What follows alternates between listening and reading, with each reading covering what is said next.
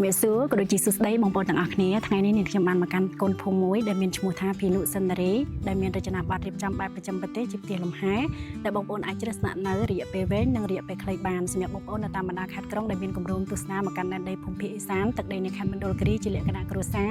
បងប្អូនអាចជ្រើសស្នាក់នៅជាមួយនឹងផ្ទះលំហែភីនុសិននារីយើងខ្ញុំបានដោយសារតែយើងមានជាមួយនឹងផ្ទះចំនួន5ធំដាច់ដោយឡែកពីគ្នាងាយស្រួលសម្រាប់បងប្អូនជ្រើសក្នុងការស្នាក់នៅផងដែរចុះបើសិនជាបងប្អូនចង់ដឹងថាតើផ្ទះទាំង5ក៏ដូចជាទិដ្ឋភាពនៅក្នុង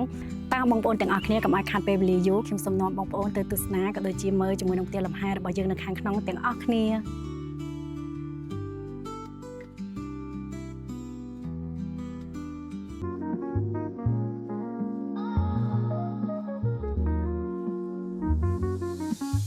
បងប្អូនទាំងអស់គ្នាឥឡូវនេះនាងខ្ញុំសូមបង្ហាញអំពីផ្ទះមួយដែលមានឈ្មោះថាផ្ទះសូយ៉ាសម្រាប់ផ្ទះនេះផងដែរទីធ្លានៅខាងមុខផ្ទះគឺថាធំទូលាយស្រស់ស្អាតខ្លាំងមែនទែនអ្វីដែលកាន់តែពិសេសសម្រាប់ផ្ទះមួយនេះគឺបងប្អូនអាចស្នាក់នៅគ្នារហូតដល់10នាក់ផ្ទះមួយនេះគឺយើងមានបន្ទប់គេង3ចាមានបន្ទប់ទឹក4ហើយនឹងមានបន្ទប់ទទួលភ្ញៀវក៏ដូចជាចក្រានបាយមួយផងដែរអញ្ចឹងបងប្អូនដែលស្នាក់នៅជាមួយនឹងផ្ទះសូយ៉ានេះគឺមានសេវាកម្មក៏ដូចជាងាយស្រួលមែនទែនសម្រាប់បងប្អូនក្នុងការស្នាក់នៅជាមួយនឹងការចម្អិនធ្វើម្ហូបអីផ្សេងៗផងដែរចា៎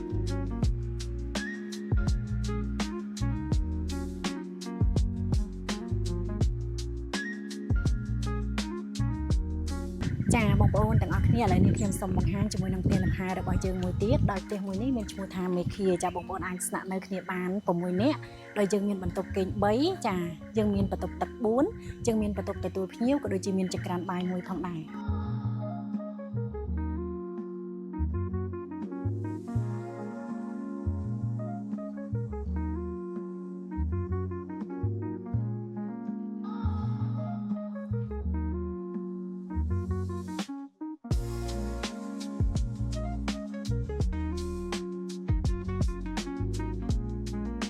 ចាបងប្អូនសម្រាប់ផ្ទះលំហែវីតារបស់យើងគឺបងប្អូនអាចស្នាក់នៅគ្នាបានចំនួន6នាក់ដោយសម្រាប់ផ្ទះមួយនេះផងដែរគឺយើងមានបន្ទប់គេង2ចាយើងមានបន្ទប់ទឹក2យើងមានបន្ទប់ទទួលភ្ញៀវក៏ដូចជាមានចក្រានបាយអញ្ចឹងងាយស្រួលមែនទែនសម្រាប់បងប្អូនក្នុងការស្នាក់នៅ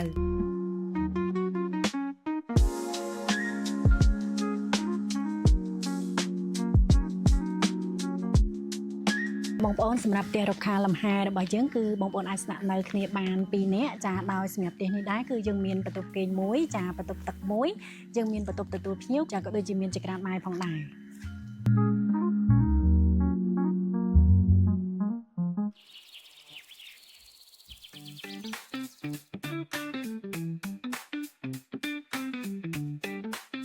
សម្រាប់ផ្ទះលំហែគ្រីនេះគឺពិសេសមែនទែនបងប្អូនអាចគេងស្នាក់នៅគ្នាបាន10នាក់ហើយចាសម្រាប់បរិវេណនៅមុខផ្ទះគឺថាតូបធំទូលាយស្រស់ស្អាតខ្លាំងមែនទែនអ្វីដែលកាន់តែពិសេសធំទូលាយហើយយើងមានបន្ទប់គេងចាចំនួន4មានបន្ទប់ទឹក6ចាមានបន្ទប់ទទួលភ្ញៀវ1យើងមានអាងហែលទឹកចា1ក៏ដូចជា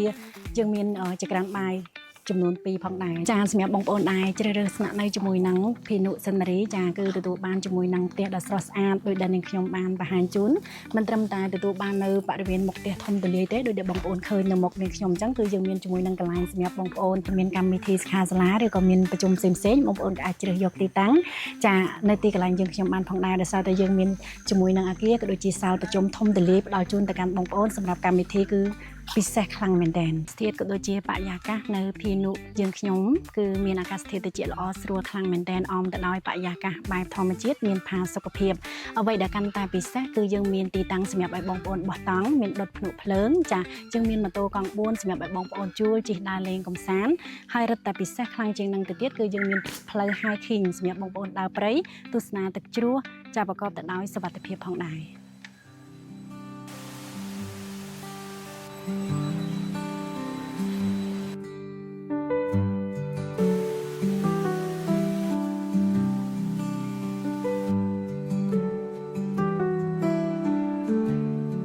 បងប្អូនដែលបានដំណើរកម្សាន្តមកកាន់ដែនដីភូមិភាគឦសានទឹកដីនៃខេត្តមណ្ឌលគិរីសូមកុំភ្លេចជ្រើសស្នាក់នៅជាមួយនឹងផ្ទះលំហែភីនុសិននារីយើងខ្ញុំដោយសារតែផ្ទះលំហែភីនុសិននារីយើងខ្ញុំគឺយើងមានជាមួយនឹងបន្ទប់ធំទូលាយមែនទែនសម្រាប់ផ្ដល់ជូនទៅដល់បងប្អូនក្នុងការស្នាក់នៅប្រកបទៅដោយផាសុកភាពអ្វីដែលកាន់តែពិសេសទេសភាពក៏ដូចជាបរិយាកាសនៅក្នុងផ្ទះលំហែភីនុសិននារីយើងខ្ញុំគឺពិតជាស្រស់ស្អាតខ្លាំងមែនទែននៅពេលដែលបងប្អូនបានស្នាក់នៅហើយពិតជាមិនធ្វើឲ្យបងប្អូនខកបំណងនោះឡើយចាសសូមអរគុណ